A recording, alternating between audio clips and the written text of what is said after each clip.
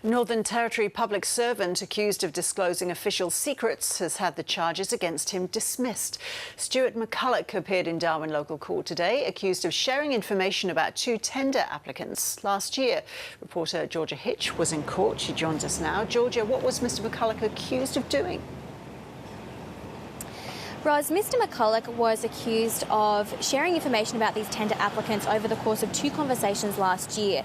The first he had in July. The court heard the accusation was he had spoken to one of the tender applicants about the state of their application and that they had come in third, and he detailed the amounts that this particular applicant had been beaten out by. So he told him the amounts that the second and the successful applicant had bid. And then the second conversation happened in October, where he was in the office in Katherine, because that's where he was based and is based, and he had told his project manager that he would inquire as to the reputation of one of the tender applicants. And so under the Northern Territory Criminal Code, disclosing confidential information as a public servant, disclosing any information that you come across that is confidential, is a breach of that criminal code. And there's another subsection to that that says if a public servant does that to gain benefit or to cause disadvantage, then harsher penalties can be incurred, and in both situations imprisonment is one of the options if someone is found guilty.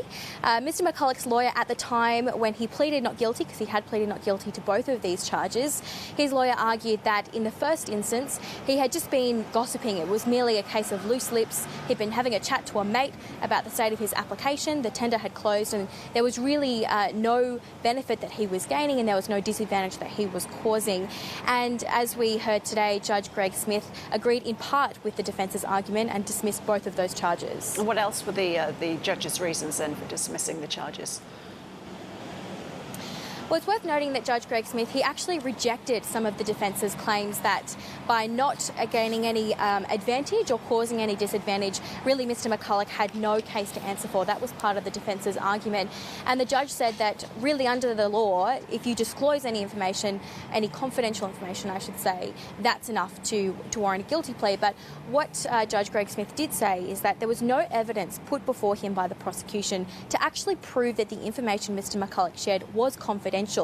There was no evidence to say that there were confidential stamps on these tender documents. There was no confidential signs or stamps on the emails that Mr McCulloch had seen.